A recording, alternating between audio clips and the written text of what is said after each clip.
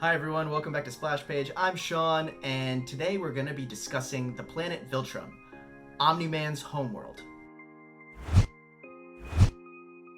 This is a planet and people we learn a bit about in Season 1 of Invincible. Some of it true, some of it false, but all extremely interesting. So we're going to do a deep dive into the planet and culture, but of course that comes with spoilers for both the comic and the show, so be warned. I do tread lightly on some of the bigger reveals later in the comic, but there are definitely spoilers.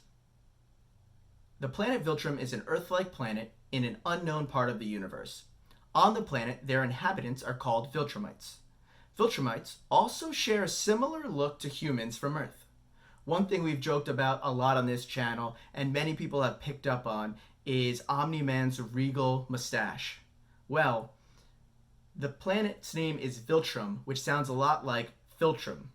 Viltrum is apparently your upper lip. So Kirkman knew what he was doing by naming the planet Viltrum. So the fact that all male Viltrumites have mustaches doesn't seem so random now.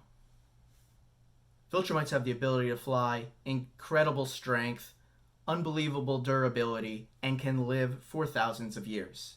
Even on their home planet, these powers are evident. In the show and in the comic, we get two explanations of Viltrum and Viltrumites from Nolan. In the first episode, the planet is portrayed as a near-utopian society, a technologically and biologically superior planet that works with underdeveloped or less developed worlds and brings their people the technology and medicine, helping the inhabitants of that world grow. This is done in a partnership with the people of the world, and we aren't told of anyone who would deny such help from this outside source. Let's say this description, while somewhat accurate, is painted with a rose-colored paintbrush. Once Mark is revealed to have Viltrumite-level powers, Nolan begins to be increasingly erratic, and we see him kill the Guardians of the Globe, lie to Cecil and his family, and in the show, tell a demon to go F himself. This is due to Nolan's real mission on Earth, not his made-up help the people mission that he sold both his wife Debbie and the Guardians of the Globe on. He isn't here to help. He is here to weaken the planet, but foolishly he fell in love and created potentially his strongest adversary, or ally.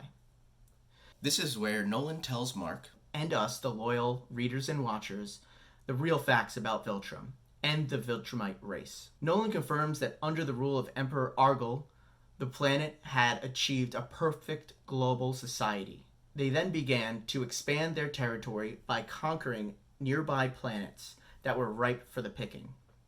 However, this didn't sit well with all Viltrumites. So Thaddeus, a Viltrumite, against this tyrannical expansion, chose to betray his race and started a rebellion against the Empire. He and his group assassinated Emperor Argyle, but were never able to fully control the planet because a younger Viltrumite named Thrag, who some claim to look like Freddie Mercury, not denying or confirming, stepped in and deemed all Viltrumites that were working with Thaddeus weak and that they needed to be exterminated. This led to civil war and the population of Viltrum essentially being cut in half. Thaddeus was able to escape but was exiled from Viltrum, forced to live in hiding. Thrag was appointed Grand Regent, but was given the task of finding Emperor Argyle's heirs who were lost and hidden during the Civil War to keep his bloodline going. Once they repaired their war-torn planet, they set their goals on speeding up the development of their empire and expanding their planetary reach. In this expansion, any planet that accepted their rule would be given the technology to help them advance, but would still be ruled by Viltrumites who would remain on the planet. The Viltrumites were rewarded for how many planets they conquered, so it became extremely competitive and drove them harder and harder. After years of doing this, they started running out of Viltrumites to send to new planets, so they started using their conquered people to go to new planets to take over. These conquered people were nowhere near as strong as the Viltrumites, so millions and millions of deaths happened because of this. Because this expansion slowed down dramatically and they were unable to trust all of their conquered people to take over these new planets, they devised a new plan. They would send a single high-ranking member of the Viltrumite planet to go and weaken a single planet over the span of years, rather than sending a full-scale attack on each planet they were attempting to take over. During this time, the Coalition of Planets was created by exiled Viltrumite Thaddeus, who hid his identity from both Viltrum as well as the other leading members of the Coalition of Planets. Because remember, the whole goal of this is to stop Viltrumites. So the fact that a Viltrumite set it up is a bit ironic. Their goal was to help combat the continued conquest of the Viltrumite people. These were advanced planets that allied together to keep their planets out of the Viltrum Empire. Alan the Alien is one of the members of the Coalition who was actually created in a birthing pod to help fight the Viltrumites. However, in his first battle against them, he got his ass kicked, and they had to replan quite a bit.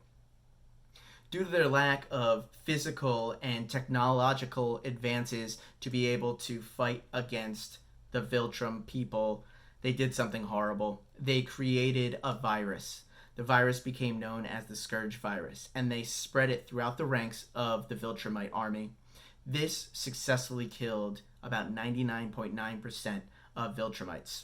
This made them almost extinct. However, since the Viltrumites were so spread out, many of them did survive this just because they hadn't come in contact with another Viltrumite for potentially hundreds or thousands of years.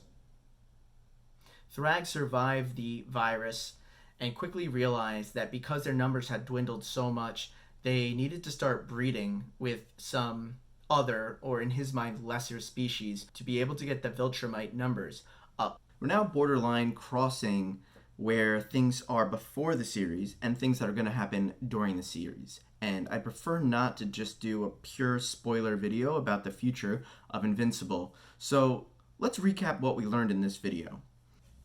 Emperor Argel led the Viltrumite people, but caused a deep divide in his second-in-command by starting his tyrannical expansion. This caused two different fractions, one loyal to him, including Thrag, and one against him, that was led by Thaddeus.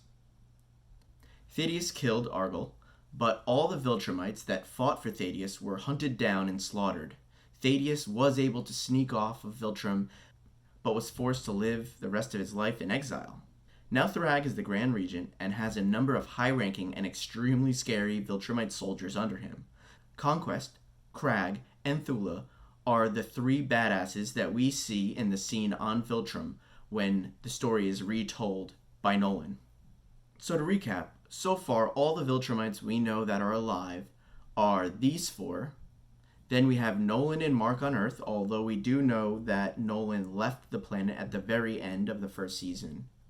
And Thaddeus, who was exiled and in hiding, but actually started the Coalition of Planets. And the reason why that sounds familiar to you is because Alan the Alien works for that group. I'm Sean. As always, thank you so much for tuning in to Splash Page. Please like and comment on this video if you guys enjoyed it. And you will see that there are quite a bit of videos coming, so please hang around, and I'll see you next time.